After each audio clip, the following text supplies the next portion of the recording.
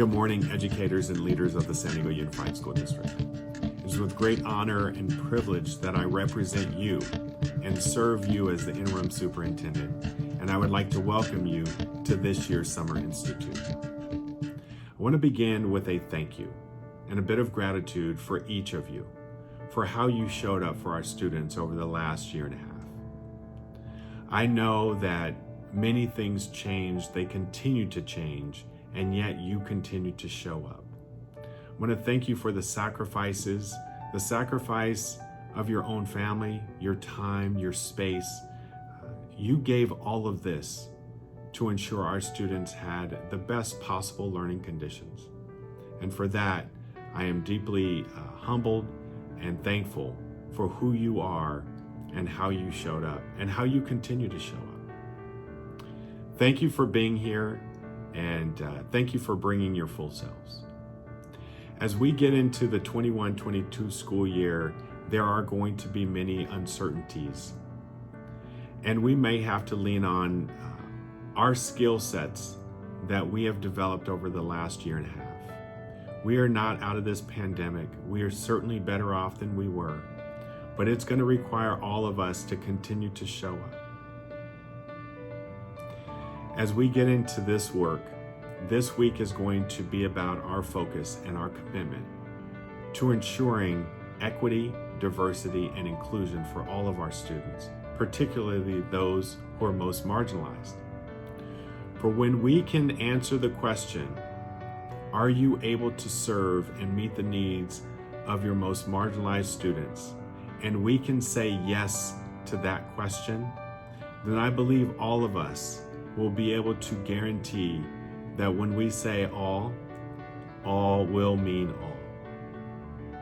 So this week is about connection, reimagination, and acceleration. You see, our students have not had the connectedness to the learning conditions that we know we can create over the last year and a half. They have not had that. So our jobs must be to ensure that we are connecting with our students. So the conditions have to be right. So this week will be about supporting you as you focus on working together to ensure connectedness for our students and for our adults who serve our students. This week will also be about reimagining. It must be that we reimagine what learning can look like. We must reimagine the learning conditions. Our students are no longer competing on a local scale or a national scale. Our students are competing on a global scale, and we must get them ready for that. And lastly, we must accelerate the learning. And while many will talk about learning loss, I believe there has been learning gain. Nonetheless, we must accelerate the learning for our students who will be required to compete on a global scale. Whether that be college or career, they must be ready, and our job is to get them ready. So this week will be about that. As many of you know, I live by the African proverb Ubuntu, which means I am because we are. And this week is about us. It's about the opportunity for us as adults to come together and to learn together. When we are strong together, then we can create the conditions, we can create the connections, we can accelerate, and we can reimagine what we've never thought possible. And so this week, hold on to that spirit of Ubuntu and lean into the learning that you need so that you can develop the skills and the strategies and have the resources that will support you as you are working with our young people on our school sites. As we begin our new school year and this new journey, many of us, including myself, are in these new roles. And yet, one thing remains common.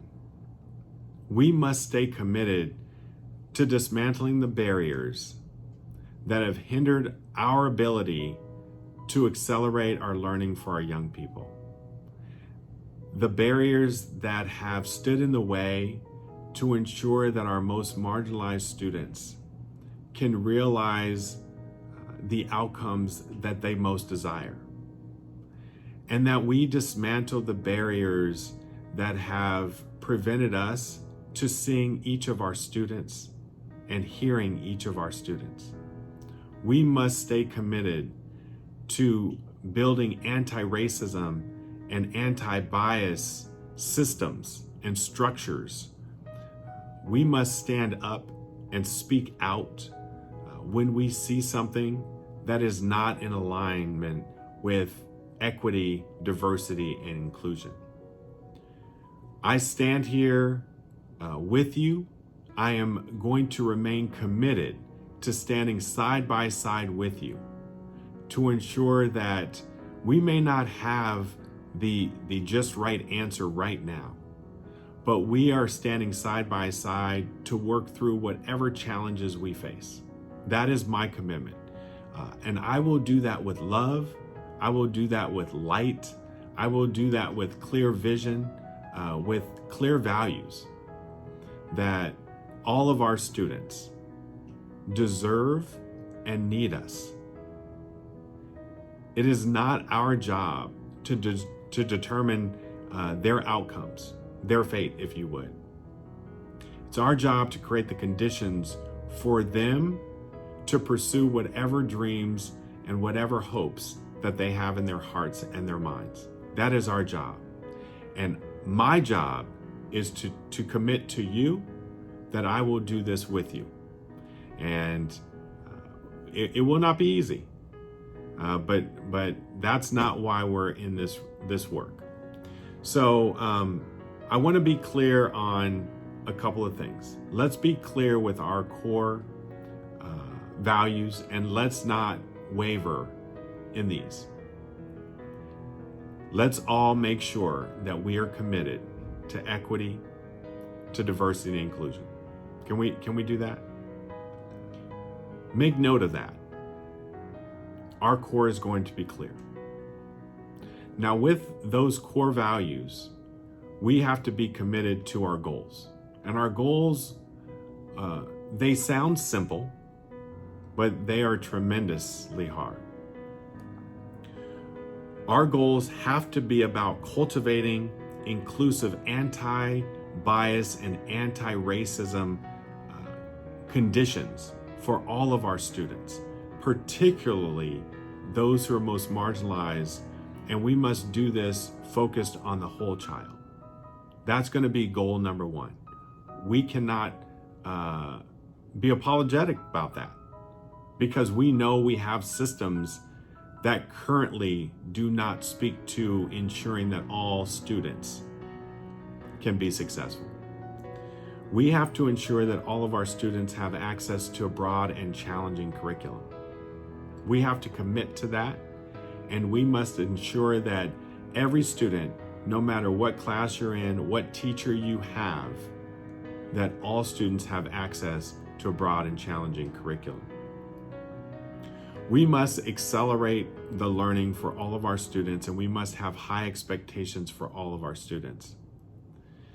Our students who are learning a second language, our students who are multilingual and learning English as a second language, our students who have IEPs, our Black and our brown students must maintain that we have high expectations for them.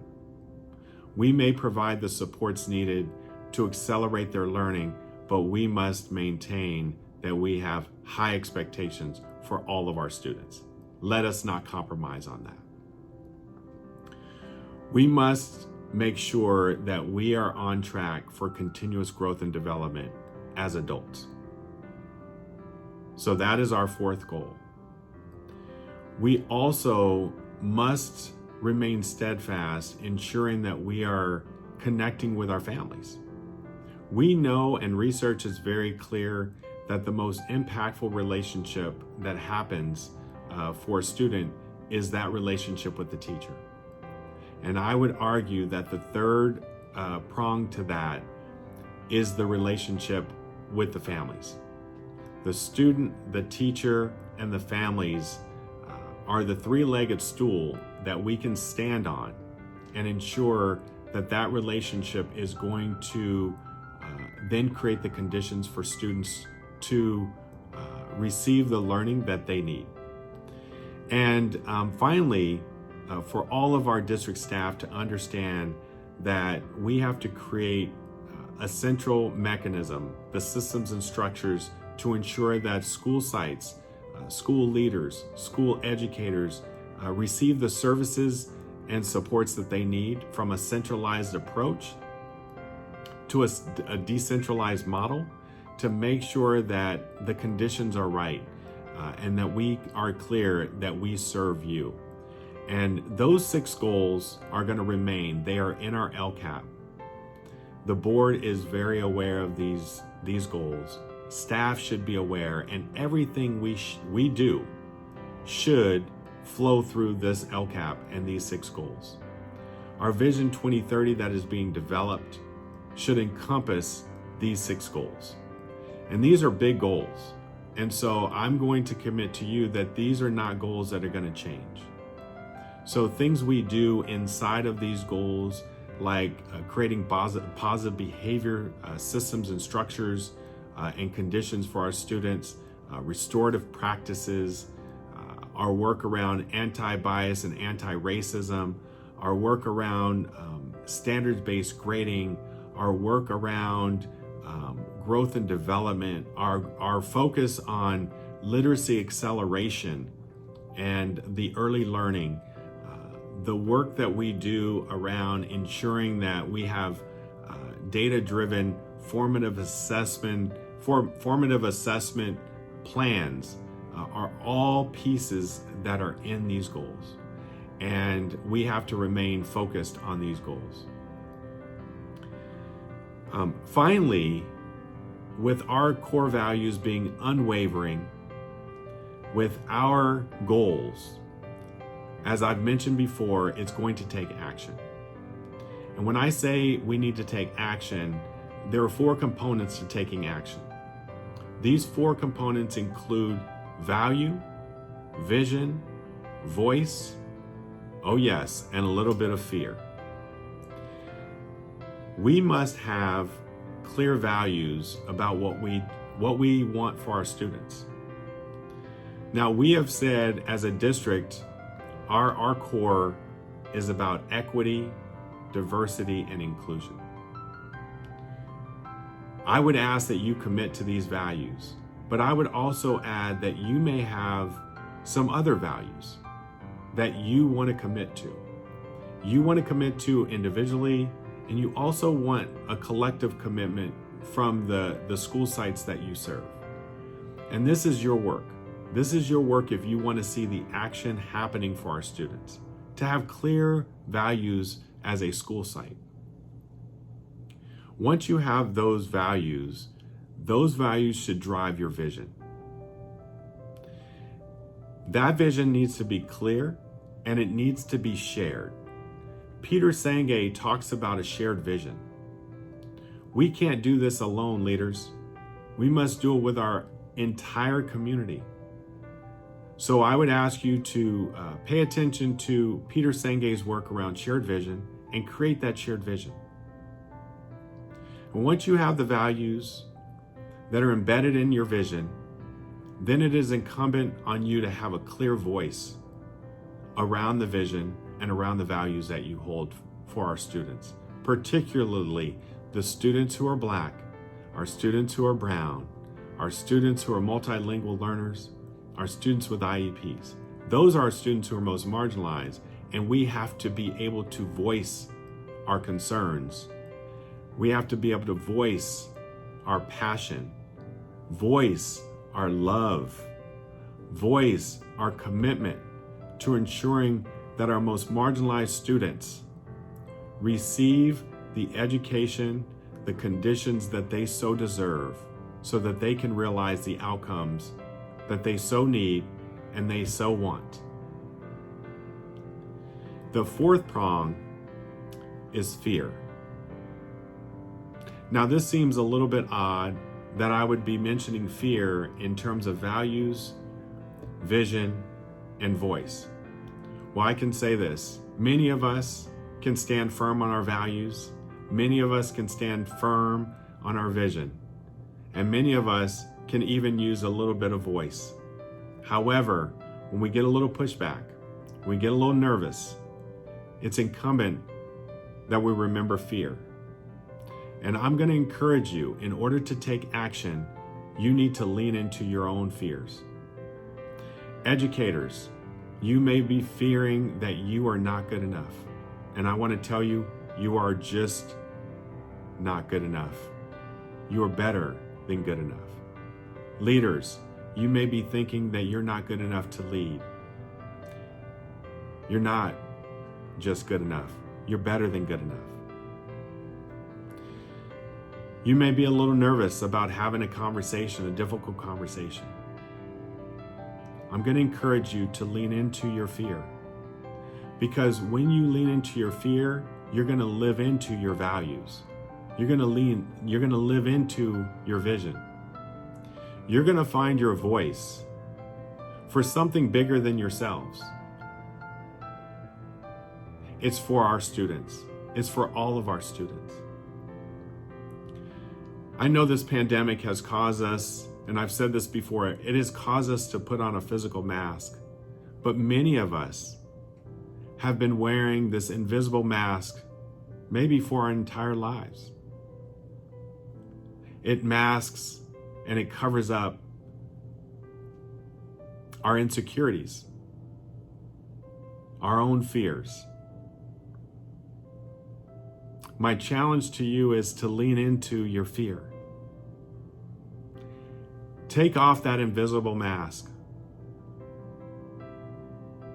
Be vulnerable. Take a risk. Say something that you have been hesitant to say. Don't do it for others. Do it for yourself. As I mentioned before, we are only as strong as the individuals who show up. We are because you are. We are afraid because you are afraid. And I would say the opposite. We will be strong because you're strong. We will have strong values because you have strong values. We will have a clear shared vision because you all have a shared vision.